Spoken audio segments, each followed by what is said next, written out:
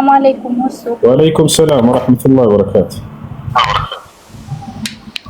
أنا ጥያቄ አለኝ ማለት እሺ ከአሁን በፊት እኔ የማወራው ልጅ ነበረኝና ደህና ነው ደህና ነው ወይ? ላ ደህንነት አይደለም። ከዛ ስናወራ ነበር እሺ ኒካ ነው እኔ ኒካ ነው ስለ ኒካ ነው እሺ ስለ ኒካ ከሆነ ጠይቂ ኒካ እንሰራለን። እሺ እሺ አልኩት። እኔም እንደገና ቤተሰብ ጠየቀ። ቤተሰቦች ደግሞ አይሆንም አሉ ማለት ነው። ስለ ኒካ አይሆንም ሲሉ ጊዜ ካላስራሽ ከልስ ያለሽ አለኝ።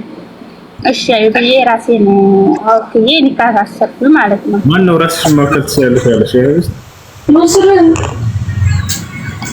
እኔ ብዙ ነው ራስን ማውጣት ያለው راس الماك راس شالب لا تزوج المرأة ولا تزوج المرأة نفسها. لا أول يعني من طلقنا مجمرة عبد الجليل. وبتفتش المراس.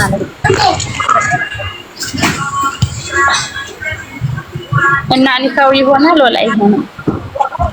لكن دقيقة كانت تسر اللبس. أنت راسك كونه. أنت راسك لا ببيت سبب كان يتأثر الله سبحانه وتعالى ببيت سبب يتأثر. فانكحوهن بإذن ቤተሰብ አይሆንም ማለት ነው።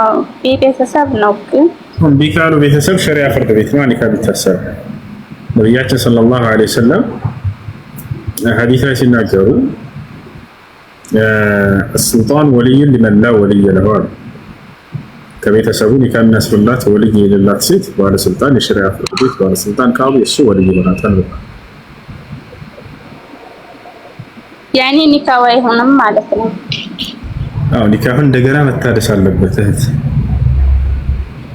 ላ መታደስ አይደለም እሱ ይሆናል እያለኝ ነው። እኔ ሌላም ሰው ጠይቄ አይሆንም ብሎኝ አይሆንም እላለሁ ይሆናል እያለ በሚዲያ ሁለት ወር ፎቶዬን ዝሙት ሰሪ ናት ኒካ ያላት አይሆንም ብላኛለች እያለ ሁለት ወር ፎቶዬን እየዘቀዘቀ ነው ያለው ማለት ነው። እና ካላስሱን ማምጥቼ እዚህ ታስረዳልኝ እፈልጋለሁ። አይገርማል ወላሂ ሰው አላህን አይፈራም እንዴ? ከሆነ ሰው ጋር ላይ ታሳለፍ خلاص ያንፋይል ዝጋ ያንፋይል አባትሽን መገላለሁ ሱጋንጅንም መገላለሁ እያለ ነውና ተላልፈ ማንኛ ማለት እንዴ ካለ ሸሪዓ ፍርድ ቤት ውክልና ሰጥተሽ ማስወጣት ትችላለሽ። እኔ ሸሪዓ ፍርድ ቤት ይሁን አላውቅም። እሱ ነው ያመጣው ሰውየውን እና በስልክ ነው የሚታሰር ነው ማለት ነው። ራሴን ያወቅኩት በስልክ ነው። ሸሪዓ ፍርድ ቤት አይመስለኝም። እኔ ብቻ አላውቅም። በስልክ ነው እሱ ነው ያመጣው ሰውየውን። ሸሪዓ ፍርድ ቤት ድረስ ማስወጣት ትችላለሽ። እሺ በጣም ስልክ ነው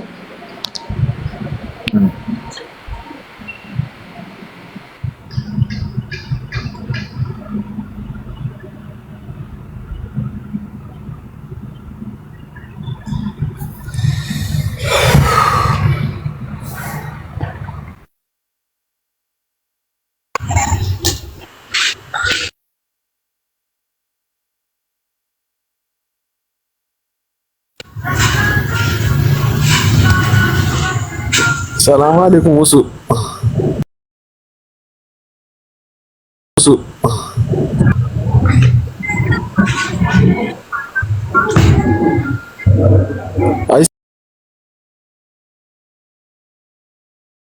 يسمى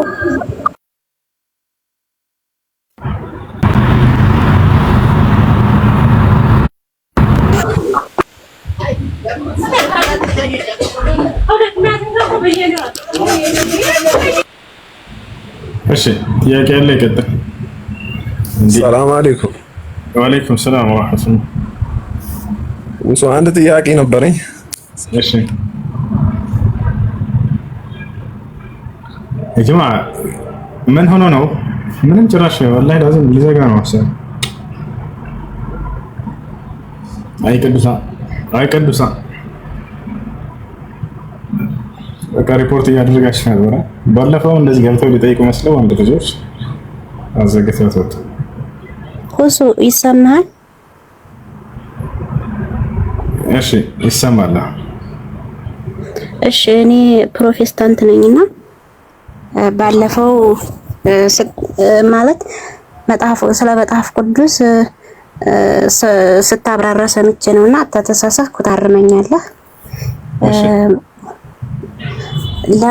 ለምጣሞች ታማሚዎች መንግስተ ሰማያት አይገቡም ይላል መጽሐፍ ቅዱስ ያልክ መስሎኝ ነው፣ ግን ማስረጃ ምናምን የለኝም። ተተሳሳትኩ፣ ታርመኛለህ። እሺ የእግዚአብሔር ጉባኤ እንዳይገቡ ነው የሚለው። ዲቃላ ወደ እግዚአብሔር ጉባኤ እንዳይገባ ይላል መጽሐፍ ቅዱስ። እንግዲህ ዲቃላ ማለት በዝሙት የተወለደ ልጅ ነው አይደል? ጥፋቱ ምንድን ነው?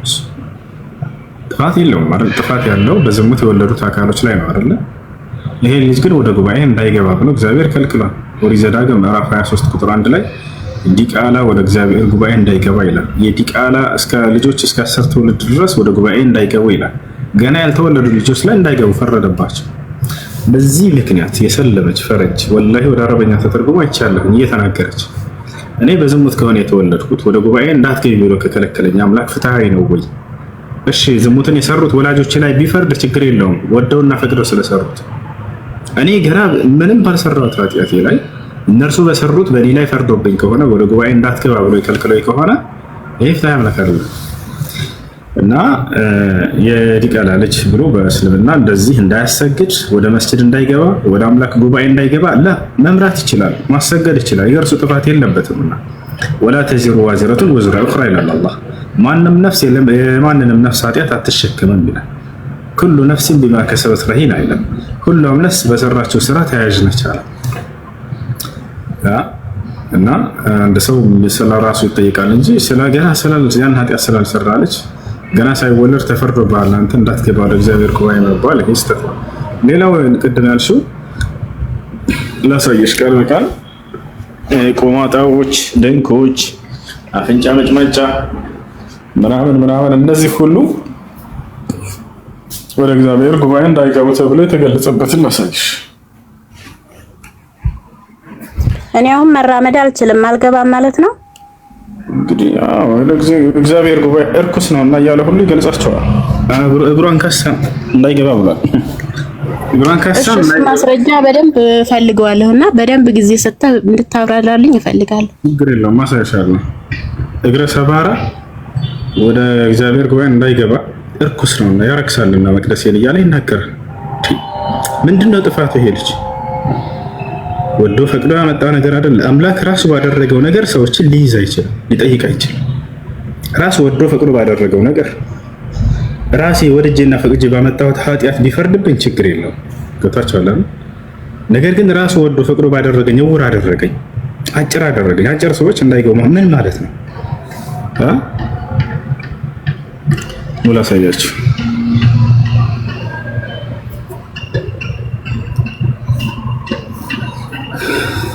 እሺ ምን ይላል?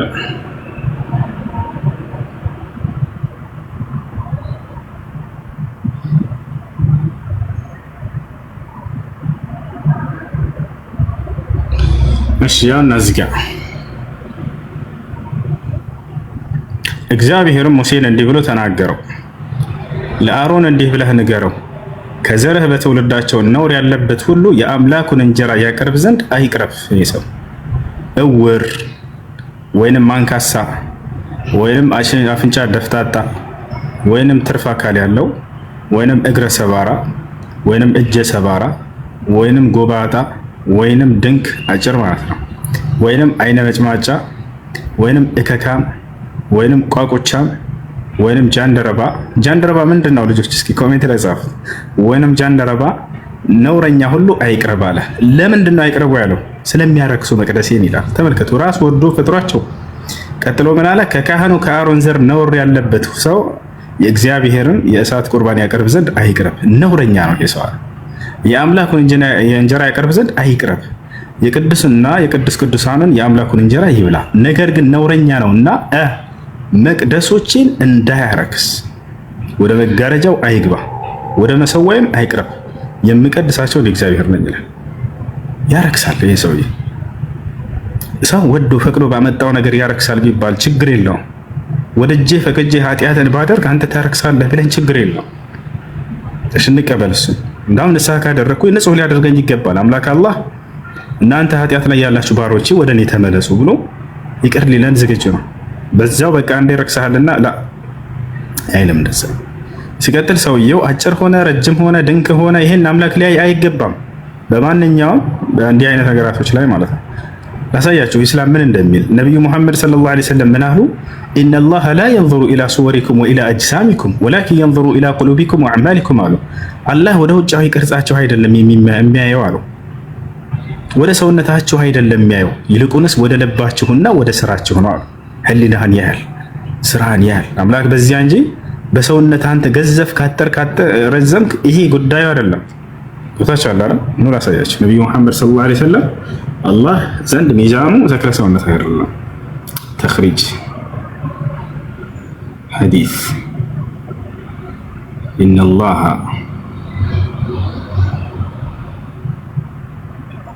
ላ የንዙሩ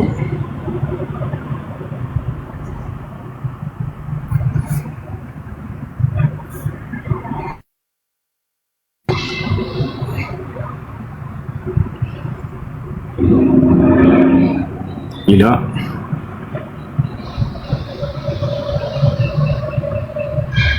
ሱወሪኩም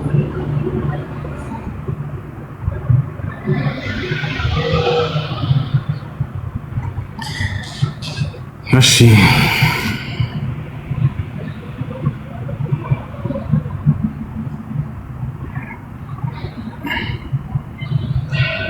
እሺ ያና ወደ አማርኛ ልቀይርላችሁ ታያቸዋል።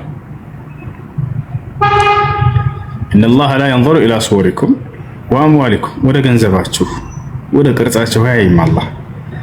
ወላኪን ኢነማ የንዙሩ ኢላ ቁሉቢኩም ወአዕማሊኩም ነገር ግን እርሱ የሚያየው ወደ ምንድነው? ወደ ልቦቻችሁና ወደ ስራዎቻችሁ ነው የሚያየው።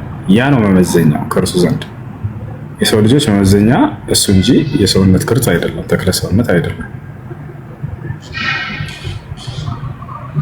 ወደ አማርኛ ልቀይርላችሁ ጉግል በትክክል ከተረጎመው እኔ እንደነገር ኦኬ፣ ወደ ትግርኛ ቀይር። አምላኸይ መልአኻን ሀብትኻን ግና ንልብኻን ተግራዕብቶም እዩ። ወደ አማርኛ ቀይረው ከአንዴ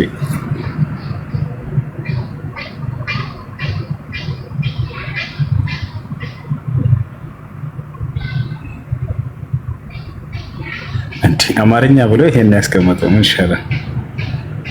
እና እንዳጠቃላይ የሚለው ምንድነው? አላህ ወደ ቅርጻችሁ ወደ ገንዘባችሁ ብዛት አይደለም ያየው፣ ወደ ገንዘባችሁ ማነስ አይደለም፣ ነገር ግን ወደ ልባችሁና ወደ ስራችሁ ነው የሚያየው ይላል። እስኪ እናስነብሎ በትግርኛ ምን ብሎ እንደሚያደርገው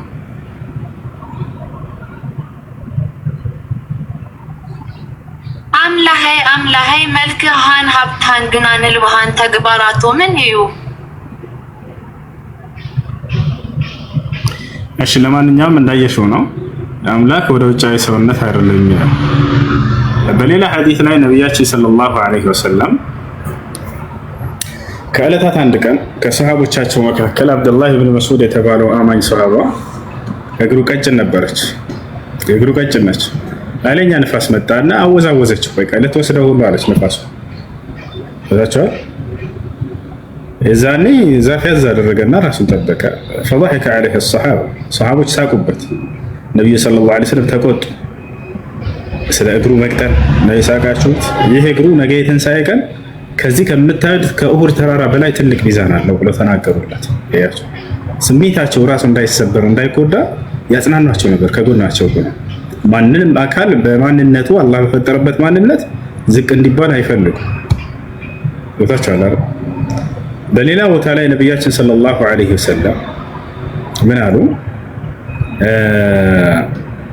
አላ ኢነ ረበኩም ዋሂድ ወኢነ አባኩም ዋሂድ አላ ላ ፈضለ ሊዐረቢይን ዐላ ዐጀሚ ወላ ሊአዕጀሚይን ዐላ ዐረቢ ወላ ሊአሕመሪን ዐላ አስወድ ወላ ሊአስወድን ዐላ አሕመር ኢላ ቢተቅዋ አሉ። አዋጅ አሉ ነቢ ሰለላሁ ዐለይሂ ወሰለም። አዋጅ አምላካችሁ አንድ ብቻ ነው፣ እርሱም አላህ ነው። አዋጅ አባታችሁ አንድ ነው፣ እርሱም አዳም ነው። አዋጅ አረቦች ከሌላው ማህበረሰብ የምትበልጡበት ምክንያት የለም፣ ሌሎችም ማህበረሰቦች ከእናንተ የሚበልጡበት ምክንያት የለም አሉ። አዋጅ አሉና ቀጥለው ቀዮች ከጥቁሮች የምትበልጡበት ምክንያት የለም፣ ጥቁሮችም ከቀዮች የምትበልጡበት ምክንያት የለም። ሰዎች የሚበላለጡት ከጌታቸው ከአላህ ዘንድ ለጌታቸው ባላቸው ፍራቻና እምነት ነው አሉ። አያሽ የፈለገ ከለርህ ይሁን የፈለገ አጭር ሁን እውር ሁን ወታቻላ ፈጣሪ ያንን ውጫዊ ማንነትን አይቶ አይመዝንም። ከእርሱ ዘንድ ሰዎች የሚጸድቁት በእምነታቸውና በስራቸው እንጂ በውጫዊ ማንነታቸው አይደለም። ውጫዊ ማንነታቸውን አይቶ ይሄኛው ወደ ጉባኤ ወደ መስጂድ እንዳይገባ ይሄኛው እንዳይመራ ላላላ እንደዚህ አለ። እሺ ናታን ይሰማል? ተማኛ ቀጥል። እሺ ቀጥል። ጥያቄ ነበረኝና ሁለት የቁርአን ቨርሶች ሁለት ብቻ አይደለም 3 ናቸው። እነሱ ኮንትራዲክት የሚያደርጉ የቁርአን ቨርሶችን ልሰጥ ነውና ሜቢ እነሱን እንድታጠራለን ነው። እሺ ይሰማል? ይሰማል። አሁን ሱራ 256 ላይ ምን ይላል? በሃይማኖት ማስገደድ የለም ይላል። ሱራ 256 ላይ በሃይማኖት ማስገደድ የለም ይላልና ሱራ 489 ላይ ደግሞ የካህደ ሰው ከእምነቱ ያፈገፈገ ሰው እንዲገደል ይናገራል። ሱራ 95ም ላይ ይናገራልና ምን ይላል? ሁለተኛ በሃይማኖት ማስገደድ የለም ይላል። መጀመሪያው ሁለተኛው ምን ይላል? ቀርን አንዱ ማስገደድ የለም ይላል። ሱራ 256 ሁለተኛው ምን ይላል? ሁለተኛው ሱራ 489 ምን ይላል? ቢያፈገፍጉ ይላል። እነሱ እንደካዱት አሁን አንድ ስልክ ብቻ ነው ያለኝና ቨርሱን ብቻ ነው ያስኩት። ሜቢ አንተ ብታወጣልን ቁርአኑ ብናየው ሱራ 489 ቢያፈገፍጉ እነሱ እንደካዱት ብትክዱ ይላችኋልና ከእምነታቸውን ቢያፈገፍጉ እና እንዲገደሉ ይላል። ሱራ 95ም እንደዛው ይናገራልና ሌላኛው ሐዲስ ላይ ደግሞ ሰሂህ አልቡኻሪ 3167 ላይ ምን ይላል? if you embrace Islam ይላል ነብዩ። እሺ ሱራ 95 ላይ ከሃይማኖት የወጣ እንግዳሉት ይላል።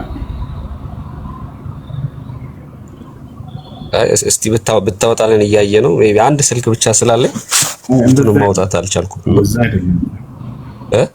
ለዛ አይደለም የሚለው ምንድነው? እሺ ልጨርሰው። ሜቢ ሐዲስ የማይለውን ከማለት እያነበብክልን እውነተኛውን ቃል እንድትሄድ ነው። ገብቶሃል?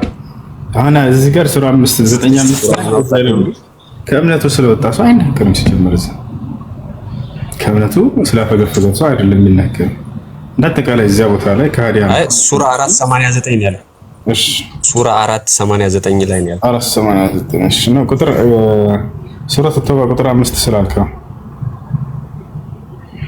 አይ አይደለም 489 ነው ያልኩት። እሺ 489 ይህ ስለ መናፍቆች የሚናገር አንቀጽ ነው።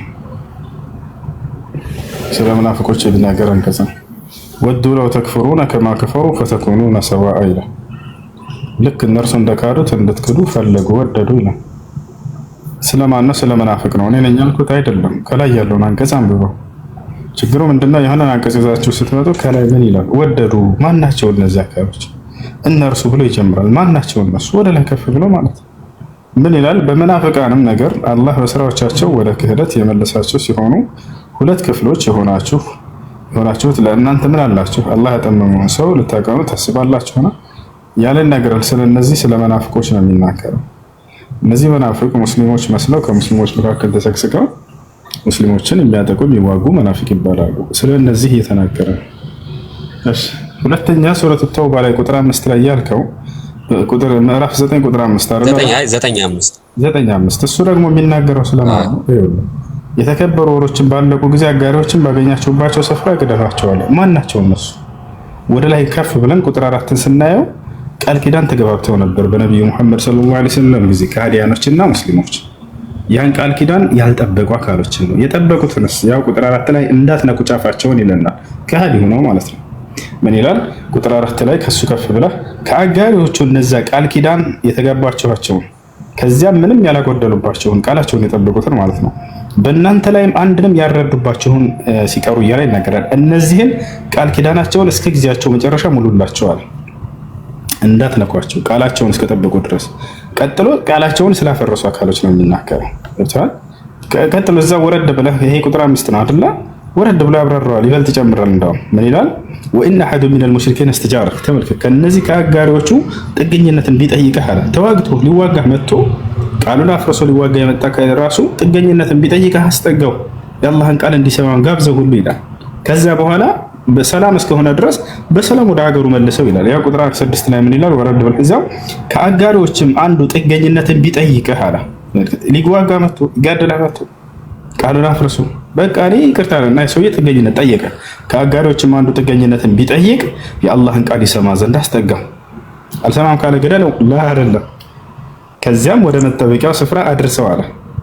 እንዲሰማ ጋብዘው እንዳማ ሰላም እስከሆነ ድረስ የሰውዬ ወደ መጠበቂያ ስፍራው አስጠጋው ማለት ወደ ቤቱ በሰላም መልሰው እያለ ነው አላህ። ከዚያም ወደ መጠበቂያው ስፍራ አድርሰው፣ ይህ እነሱ የሚያውቁ ህዝቦች በመሆናቸው ነው እያለ ተናገረ። ቀጥሎ ቁጥር 7 ላይ ምን ይላል? ያው እነዚህን በቃል ኪዳናቸው ለእናንተ ቀጥ እስካሉ ድረስ ቀጥ በሉላቸው ይላል። አያ እንደው እያሳየው ይሆን? በጣም ጥሩ ነው። ያ ቁጥር 7 ላይ ይታያል። እነዚህም በቃል ኪዳናቸው ለእናንተ ቀጥ እስካሉላቸው ድረስ ለእነርሱም ቀጥ በሉ ይላል። አየህ፣ ቃል ኪዳን ተገባብተው የመካ ከሃዲያንና የመዲና ነብዩ ሰለላሁ ዐለይሂ ወሰለም ሰሃቦች ሁደይቢያ የምትባል መካከል ላይ የምትገኝ ሀገር ላይ ቃላቸውን ስላፈረሱ አካሎች ነው። ወረድ ብሎ በዚህ እነሱ ናቸው ጦርነቱን መተው የጀመሩት ቃላቸውን አፍርሰው። የቱ ጋር ለሱ ካልክ ወረድ ብለህ እዚህ ጋር ቁጥር ስንት ላይ ትሄዳለህ መሰለህ? ያው ቁጥር 13 ላይ መሐላዎቻቸውን ያፈረሱትን አንድ አየህ፣ ቃላቸውን ያፈረሱትን፣ ሁለተኛ መልእክተኛውንም ለማውጣት ያሰቡትን አለ። ጭራሽ ነብዩ መሐመድን ሄደን እናሳደዋለን ዳግም ከተሳደደበት ብለው ያሰቡ ተንኮለኞች ከሃዲያን ናቸው። ከመካ እንዳሳደዷቸው ታውቃለህ አይደለ? ወደ መዲና ጭራሽ መዲና ሄደን አሁን ደግሞ እናሳደዋለን ብለው ተንኮልና ሴራ የሸረቡ አካሎች ናቸው። መሐላቸውንም ያፈረሱትን ካለ በኋላ መልእክተኛውንም ለማውጣት ያሰቡትን ህዝቦች አለ። አሁን በደንብ አስተውል። እነሱ ለመጀመሪያ ጊዜ ጀመሯቸው ሲሆኑ አለ ቃሉን አፍርሰው መጀመሪያ መተው ጦርነትን ስለጀመሩ ነው። እነዚህን ተዋጓቸው እያለ ነው አላህ። እነዚያን ግን ቃላቸውን የጠበቁትን አደራ እንዳትነኩ ይለናል። እስከ ቃላቸው ድረስ ሙሉ ይላል። ገብቶሃል አይደል? እዛው ከቁጥር 5 ካመጣኸው በላይ ከፍ ብሎ ምን ይላል? ምን ይላል? ቁጥር 4 ላይ ያው ከአጋሪዎቹ እነዚያ ቃል ኪዳን የተጋባችኋቸውና ከዚያ ምንም ያላጎደሉባችሁ በእናንተም ላይ አንድ ልም ያረዱባችሁ ሲቀሩ እነዚህን ምን አድርጓቸው አለ? ተጋደሏቸው።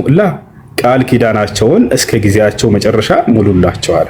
አላህ ጥንቁቆችን ይወዳልና ተጠንቀቁ፣ እነዚህን እንዳትነኩ ነው። ገብቶሃል?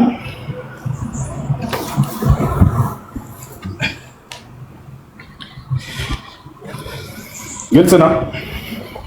እዛ ላይ ግን አሁን ሐዲሱ ላይ ግን አሁን ሐዲሱ ሰሂህ አልቡኻሪ 3167 ላይ እዛ ላይ አሁን በግልጽ ነው የተጻፈውና እዛ ላይ እንመጣለን። ችግር የለም ይሰማል።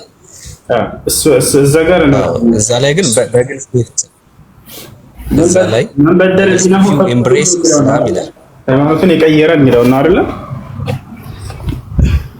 እስልምና አሁን እዛ ሐዲሱ ላይ እስልምናን ብትቀበሉ ደህና ትሆናላችሁ አላቸው ነብዩ።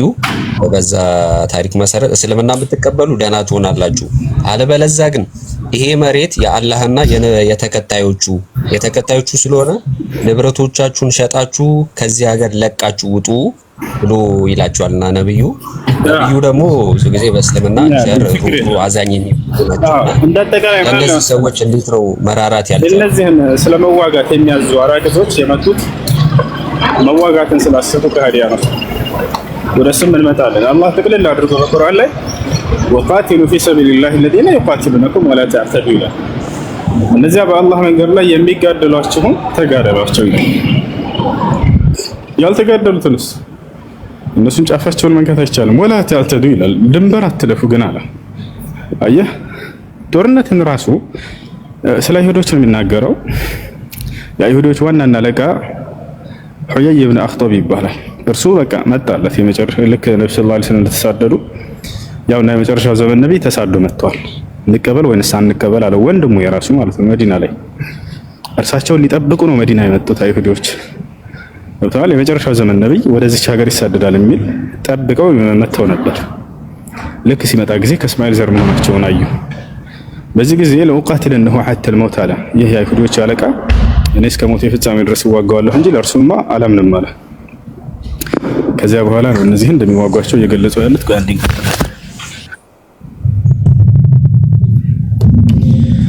አላሁ አክበር አላሁ አክበር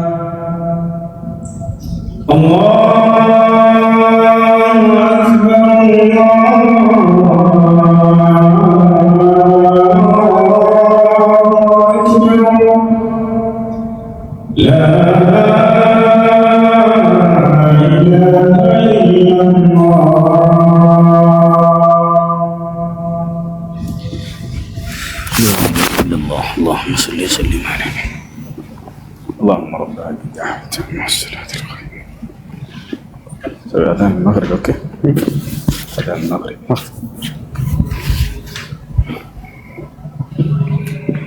الشيء ناثر مقدر تشان الله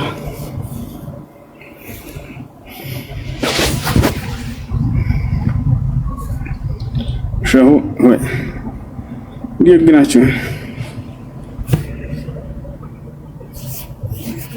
እንዴ አይሰማም እንደምለው تسمعون كلامي ولا سمعك እሺ እና ስለመገዳደል የሚያዙ አናቅጾች ሁሉ ምን አይነት ሰዎችን መገዳደል እንዳለብን ለላ አድርጎ ቁርአኑ ላይ አላህ Subhanahu Wa Ta'ala ያስቀምጣል። ሐዲስም ላይ ሊሆን ይችላል ተቋርጦ ተቀመጡ ልታገኙ ትችላላችሁ። እነዚህ ተጋደሉ ምን አይነት ሰዎች እንደሆኑ በቁርአን ላይ ትክክል አድርጎ አላህ እነዚያ የሚጋደሏችሁን ብሎ ይናገራል። ወቃቲሉ ፊ ሰቢልላህ الذين يقاتلونكم ይላል። እነዚያ በአላህ መንገድ ላይ የሚዋጓችሁን ተጋደሉ ይላል። ታዲያ ካልተዋጓችሁ እንዳትነኩ ይላል። እንዳም መልካም ዋሉላችሁ ብሎ ሁሉ ያዛል። ሱረቱል ሙምተሒና ላይ አላህ Subhanahu Wa Ta'ala ቁጥር 8 ይላል لا ينهاكم الله عن الذين لم يقاتلكم في الدين ولم يخرجكم من دياركم أن تبروهم وتقسطوا إليهم إن الله يحب المقسطين ይላል። እነዚያ በሃይማኖት ያልተዋጓችሁን ከሀገራችሁ ያላሳደዷችሁን መልካም ዋሉላችሁ መልካም ብትሉ አልከለከላችሁም ይላል። አያ ስለዚህ ይህ ጂሃድ የሚባለው ነገር የተደነገገው አጥፊ አካልም ጥፋቱን እሺ ከታረመ ስለ እርቅ ከመጡስ በሱረቱል አንፋል ላይ ወኢን ጀነሑ ሊሰልሚ ፈጅነሕ ለሃ ይላል። ሙሐመድ ሆይ ለእርቅ ከወረዱ አንተም ለእርቅ ወረድ ይላል። ነብዩ ሰለላሁ ዐለይሂ ወሰለም ሐዲስ ላይ ምን አሉ? ላ ተተመነው ሊቃል ዐዱ ወሰሉላህ አልዓፊያ አሉ። አደራ ከጠላት ጋር ተገናኝታችሁ መዋጋትን እንዳትመኙ አሉ። ይልቁንስ አላህ በእናንተም በእነርሱም መካከል ሰላምን እንዲያሰፍን ጸልዩ አሉ። አያ እና ይህ ነው ስለመዋጋት የሚናገረው ነገር ሁሉ በቁርአን ሆነ በሐዲስ ላይ ይዋጋ ስለመጣ እዚህኛው ሐዲሱ ላይ ግን ወሶ ሰማለው እዚህኛው ሐዲሱ ላይ ግን አሁን ቁጥር ቀደም ካነበብኩ ላይ በሃይማኖት ማስገደድ የለም የሚለውንና እዚህኛው 3167 ሳይል ቡኻሪ ላይ ያለው እስልምናን ካልተቀበላችሁ ከዚህ ሀገር ለቃችሁ ውጡ፣ ያላችሁን ንብረት ሸጣችሁ ውጡ የሚለው ማስገደድ አይሆንም ወይ? ራሱ እነዛን ሰዎች አይሁዶች ናቸውና ማስገደድ አይሆንም ወይ? በጣም ጥሩ። አሁን ምን አለ እዚህኛው ጋር አይጋጭም ወይ? በጣም ጥሩ። አሁን እዚህ ጋር የሱረቱል በቀራ ያለው የሚናገረው ማንንም ሰው በእምነት ማስገደድ እንደማይቻል ነው። ያ ደግሞ ስለ አይሁዶች የሚናገረው ምንድነው? ሀገሪቱ በእስልምና ህግና ስርዓት የምትተዳደር ከሆነ በእስልምና ህግና ስርዓት የምትተዳደር ከሆነ ሶስት ምርጫ አላቸው የሌላው እምነት ተከታዮች። አንደኛ እስልምናን መቀበል፣ ያማን ዳዕዋ ታደርግላቸዋል። እሺ ካልተቀበሉስ ትዋጋቸዋለህ ወይ? ላ አትዋጋቸው። ሁለተኛው ምንድነው? ግብር እየከፈሉ ይኖራሉ። ግብሩ ለራሳቸው ደህንነት ማስጠበቂያ ነው። እነዚህ አይሁዶች አንከፍልም ካሉ የዛኔ አገሪቱ ላይ በቃ የፈለገ እነዚህ ሰዎች ሊኖሩ አይችሉም። አይሁድም ሆነ ማንኛውም ሊሆን ይችላል። ገባችሁ? አሁን ከእምነታቸው ስላልተቀበሉ ብላችሁ አስባችሁ ከሆነ ላ አይደለም። የራሳቸው እምነት ነው፣ መኖር ይችላሉ። ነገር ግን በሀገሪቱ ላይ ግብር አንከፍልም አንኖርም በቃ እንደዚህ ካሉ የዛኔ እንዲከፍሉ ይገደዳሉ። ይሄን ሱረቱ ተውባ ላይ አላህ ይናገራል። قاتلوا الذين لا يؤمنون بالله ولا باليوم الآخر ولا يحرمون ما حرم الله ورسوله ولا يدينون دين الحق من الذين أوتوا الكتاب حتى يعطوا الجزية ይላል። ግብርን እስኪሰጡ ድረስ ይላል። አያ ስለዚህ ባለማመናቸው ሳይሆን በዛች ሀገር ላይ ለመኖር የሚያስችለውን ነገር አንወጣም አንከፍልም ብለው እምቢ ስላሉ ከዚህ አንፃር ነው። እሺ ስለዚህ ይሄ የሐዲስ ቨርስ አፕላይ የሚሆነው የሙስሊም ሀገራቶች ላይ ብቻ ነው ማለት ነው። አይዋ እንደሱ ሌሎች ላይ አፕላይ አይደረግም፣ አይመለከታቸውም ማለት ነው። አይደረግም። ያ መንግስት ሙስሊም ሆኖ በእስላማዊ ቁርአንና ሐዲስ ህግና ሰላት እያስተዳደረ ሳለ ከሙስሊሞች የሚከፍሉት አለ እኮ በነገራችን ላይ ዘካም ይባላል። ያን አንሰጥም ካለ ታዲያ ይዋጋቸዋል ወይ ከተባለ ሙስሊሞችን ይዋጋቸዋል። ዘካ አንሰጥም ካለ አንድ ሙስሊም እሱንም ተዋግተዋል። ገብቷል። ለዛች የሀገሪቱ መንግስት ለሀገሪቱ የሚያወጣው ነገር አለ አይደል? ለወታደር አለ፣ ለፖሊስ አለ፣ ለልማት አለ። ያን ከየት ነው የሚሰበስብ? ሀገሪቱ መሪዎች በሚያገኘው ነው አይደል? አንከፍልም እንደፈለግኩ እኖራለሁ ካለ ሙስሊም ቢሆን ራሱ ያንን አልከፍልም ካለ ተጠያቂነት አለበት። ተጋደሉት ሁሉ ብሎናል። አቡበክር ስዲቅ ከነብዩ መሐመድ ሰለላሁ ዐለይሂ ወሰለም በኋላ የመጣው ምትካቸው መሪ የነበረው ወላሂ ለኡቃቲለና ያኒ መን ፈረቀ በይነ አዘካህ ወሰላት በሶላትና በዘካ መካከል የነጠለን ሰው ወላሂ ዋጋዋለሁ ይላል። አያ ዘካ ባለመስጠታቸው ራሱ ሙስሊሞችን እነርሱም ተዋጓቸው ተብሏል። እሺ ይቅርታ ኔትወርኬ እያስወጣኝ ነውና ስወጣ አስገቡኝ። እሺ ኔትወርኬ ነው እየነቀለኛለሁ። ችግር የለውም። እሺ ሌላኛው ጥያቄ ደግሞ እሱ እዚህ ሱራ 17:55 ላይ ዘቡር ለዳውድ እንደተሰጠው ይናገራልና ይሰማል? አዎ ይሰማል። ሱራ 17:58 ላይ ዘቡር ለዳውድ እንደተሰጠው ይናገራል። ሱራ 3:48 ላይ ደግሞ አላህ ኢሳን ኢንጂል፣ ተውራት፣ ጥበብን፣ ጽፈትን እንዳስተማረው ይናገራልና ኢንጂል፣ ተውራትን፣ ጥበብን እንዳስተማረው ዘቡርን ደግሞ ለዳውድ እንደሰጠው ይናገራልና እነዚህ መጽሐፍቶች የት ነው ያሉት? አሁን ላይ ጠፍተዋል ወይ የሉም እንዳይባል ጠፍተዋል የሉም እንዳይባል ሱራ ራሱ ቁርአኑ ሱራ 289 እና ሱራ 33 ላይ እነዚህ መጽሐፍቶች ቁርአን እንኳን በወረደበት ሰዓት እንደነበሩ ይናገራልና የትኛው ሱራ ላይ ሰማለው? የትኛው ሱራ ላይ ነው እንደነበሩ የሚናገረው? 3 ላይ እነዚህ መጽሐፍቶች ቁርአን በወረደበት ራሱ የበፊቱን አረጋጋጭ ሆኖ አወረድን ይላል። አሁን አልያ ላይ አሁን ስለመኖራቸው አይደለም የሚናገረው።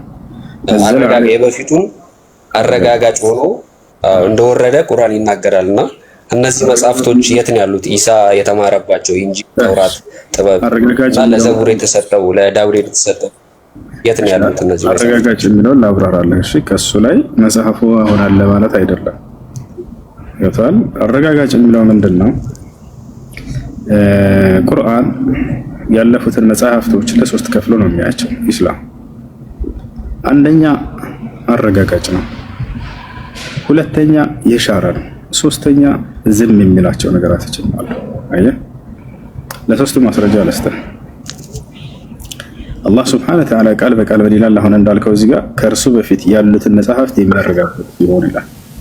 ማረጋገጥ ሲባል ነው ይከፈላል። አንደኛ እነዚህ መጽሐፍቶች በእነዚህ ነብያቶች ላይ ወርደው ነበር የሚለውን ያረጋግጥልናል። ገብቷል። ለምሳሌ ለሙሳ ተውራትን ሰጥቶት ነበር ብለን ያረጋግጥልናል ቁርአን። ለኢሳ ኢንጂልን ሰጥቶት ነበር፣ ለዳውድ ዘቡርን ሰጥቶት ነበር ብለን እናረጋግጣለን። አዎ ያረጋግጣል ቁርአን አላህ በቁርአን ላይ ስለተናገረ። ለዚህ ማስረጃ ኢና አንዘልና ተውራት ይላል። እኔ ነኝ ተውራትን ያወረድኳት ብሎ ይናገራል። አያ ነብዩ መሐመድ ሰለላሁ ዐለይሂ ወሰለም ሐዲስ ላይ አንሽዱከ ቢለዚ ከተበ ተውራት ለሙሳ ቢየዲሂ ይላሉ።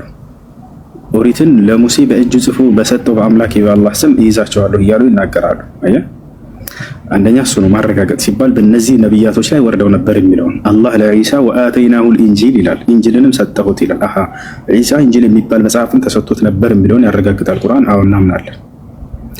ለዳውድ ደግሞ ወአተይና ዳውድ ዘቡር ይላል። ቅድም የጠቀስከው የቁርአን አንቀጽ ሱረቱ ኢስራ ላይ ለዳውድም ዘቡርን ሰጠሁት እያለ ይናገራል። አሃ ለዳውድ ዘቡር የሚባል ተሰጥቶት ነበር ይላል። ይሄ ነው ማረጋገጥ ማለት ለነዚህ ለነብያቶች እነዚህ መጽሐፍቶች በጊዜያቸው ተሰጥቷቸው ነበር ብሎ ማመን። ሁለተኛ ማረጋገጥ ሲል በውስጣቸው የሚገኙ እውነታቸውን ማረጋገጥ ገብቷል አይደል? በእነዚያ እነዚህ ነብያቶች ናቸው ንግግር ናቸው ተብሎ የሚነገረውን ነብያችን ሰለላሁ ዐለይሂ ወሰለም እነዚያን እንድናስተባብል እንትን አላሉ አረጋግጡ ብሎ ተናግረዋል። የቁርአንም ያረጋግጣል። ሙሴ ነብይ ነው ብትለኝ አዎ ነብይ ነው። ሙሴ ባህርን ከፍሎ ነበር? አዎ ከፍሎ ነበር። አየህ ቁርአን ላይ እንዳለ እነዚህ የተገለጹ ነገራቶች ሁሉ የትኛው መጽሐፍ ላይ ብናገኛቸው እነዚያን እውነታዎች ናቸው ብለን እናረጋግጣለን። በጣም መሲሁ በክርስቶስ በድንግልና ተወልዶ ነበር? አዎ እናረጋግጣለን።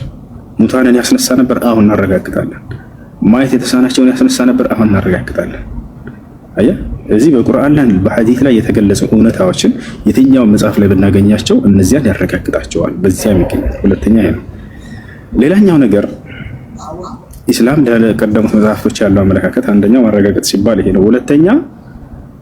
ሁለተኛ ስህተት የተበረዙ የተለወጡ ናቸው ብሎ የነገረንን እንደተበረዙ እንደተለወጡ ማለት በርካታ ቦታ ላይ አላህ Subhanahu Wa Ta'ala يحرفون الكلمة عن مواضعه ይላል።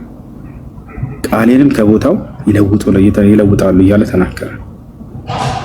የመጽሐፉ ባለቤቶች ተሰጥተው ከነብያት በኋላ ኃላፊነቱን ተሰጥተው የነበሩ አካሎች እንደበረዙት ይነግረናል። ተበረዘ ማለት ግን ሙሉ በሙሉ ጠፋ ማለት ሳይሆን በዚያ ውስጥ የሰዎች ትምህርት ገባበት፣ ከአምላክ ዘንድ የነበረው ለነብያት የተሰጠው ላይ ተቀላቀለበት ማለት ነው። እነዚያን እውነታዎች እንደደበቋቸው ይነግረናል። ሌላኛው ነገር ምንድነው? ሶስተኛው ምንድነው? በቁርአን ላይ እና በሐዲስ ላይ ማንን ሁኔታ እንትናቸው ያልተገለጸ ለምሳሌ ነብያችን ሰለላሁ ዐለይሂ ወሰለም ለዚህ ማስረጃ ሲናገሩ ምን አሉ? ላ ተሰድቁ አህለል ኪታብ ወላ ተከዚቡሁም አሉ። አደራ የመጽሐፉን ባለቤቶች እውነትም አትበሏቸው ሐሰትም አትበሏቸው አሉ። ምን ማለት ነው? እውነትም አትበሏቸው ሲሉ ቅድም አረጋጋጭ ብሎናል አይደለ? አሁን ይሄ ደግሞ የሚናገረው ስለሌላ ክፍል ነው። እሱ ምንድነው? ለምሳሌ በመጽሐፍ ቅዱስ ላይ የአምላክን ክብር የማይነካ የነብያትን ክብር የማይነካ የሆነ እውነት ብናገኝ ያን ነገር ግን ቁርአንና ሐዲስ ዝም ብሎታል፣ አልፎታል። ይሄን ነገር እውነት ነው ማንንም ሐሰት ነው ማንንም ምሳሌ ስጠይቃክ ኢሳያስ የሚባል ነብይ ያለ መጽሐፍ ቅዱስ ላይ አይደል? አዎ ኢሳያስ ነብይ ነው የሚል በቁርአን ላይ አልተጻፈልኝም። አይ ነብይ አይደለም የሚልም ማስተባበያ አልተጻፈልኝም። አስኩቱ ዐን ስለርሱ ዝም ነው የምለው ወታል አይደል? አላህ ምን ብሎኛል በቁርአን ላይ? ከዚህ ከገለጽኩላቸው ነብያቶች ውጭ በርካታ ያልገለጽኳቸው ስማቸውን ለዚህ ያልነገርኳቸው አሉ ብሎናል። በእነዚያ ማመን ግዴታ ነው። ስለዚህ እነዚህን እውነትም አትበሏቸው ሐሰትም አትበሏቸው ሲሉ ጊዜ በዚህ ያኔ ዘገር የአምላክን ክብር የማይነካ ትምህርት ብናገኝ ወታል አይደል? የነብያትን ክብር የማይነካ ትምህርት ብናገኝ እነዚያን ነገራቶች እኛ ሐሰት ናቸው ብለን አናስተባብላቸው። ነገር ግን ለምሳሌ ከሚያስተባብላቸው ወይንም ተበርዘዋል ካላቸው መካከል ብለህ ከጠየቀኝ አሮን ለምሳሌ ለግብፃውያን ጣዖት መስራቱ ይሄን መጽሐፍ ቅዱስ ላይ ኦሪት ዘጸአት ምዕራፍ 32 ቁጥር 1 ላይ ስትል ጊዜ አሮን ለእስራኤላውያኖች ወይፈን ሰርቶላቸዋል አይደል? ይህ ከግብፅ ያስወጣቸው አምላካቸው ነው ብሎ እንደሰጣቸው ይነግረናል። አላህ በቁርአን ላይ ይሄን አረመው። በፍጹም አሮን አይደለም ሳሚሪ ነው ብሎ ተናገረ። ፈአضلهم السامري እያለ ሳሚሪም ማጠመማቸው ሙሴ ከእኔ ጋር ሊነጋገር በመጣበት ጊዜ አለ። ሌላም እንዲህ አይነት ነገራቶች በነብያቶች ላይ የተዋሹ በአምላክ ላይ የተዋሹ ነገራቶች እነዚህ አምላክና የነብያትን ክብር የሚነቁ ነገራቶች እነዚህን አምላክ በቁርአን ላይ ብዙ ይገለጻቸዋል። ይሄ ስህተት እንደሆነ ማለት ነው። እና እነዚህ መጽሐፍቶች ከጠፉ ታዲያ መጀመሪያ የአላህ ቃል ናቸው አይደለም? እነዚህ መጽሐፍቶች አሁን ዘቡርም ኢንጂልም ተውራትም የአላህ ቃል ተብሎ ነው አይደለም የሚታመነው? አዎ ነበሩ። ስለዚህ እነዚህ መጽሐፍቶች የጠፉት አላህ ቃሉን መጠበቅ ስላልቻለ ነው ወይስ መጠበቅ ስላልቻለ ሳይሆን የጠበቀ ኃላፊነቱን ለሊቃውንቶቻቸው ሰጥቷቸው ነበር ስላለፉት። አየህ ቁርአንን ግን ጠብቆ አሳየን። ለምን የጠበቀው ዋስትናውን እኔ ራሴ ነኝ የምወስደው ብሎ ቃል በቃል ተናገረ። በቁርአን ላይ ሱረቱል ሂጅር ላይ ምን ይላል አላህ? ኢና ነሕኑ ነዘልና ዚክረ ወኢና ለሁ ለሓፊዙን አለ። ይሄን ቁርአን እኔ እንዳወረድኩት እኔ ራሴ ነኝ የምጠብቀው አለ። ነብዩ መሐመድ ሰለላሁ ዐለይሂ ወሰለም ነገሩን። እስከ ዘመኑ ፍጻሜ ድረስ ይጠበቃል ይሄ ቃል የሰጠኝ ብለው ተናገሩ። يسرى في ليلة من الليالي بالقرآن الكريم فيرفع عن صدور الناس وعن المصاحف. وعليكم السلام ورحمة الله. طيتها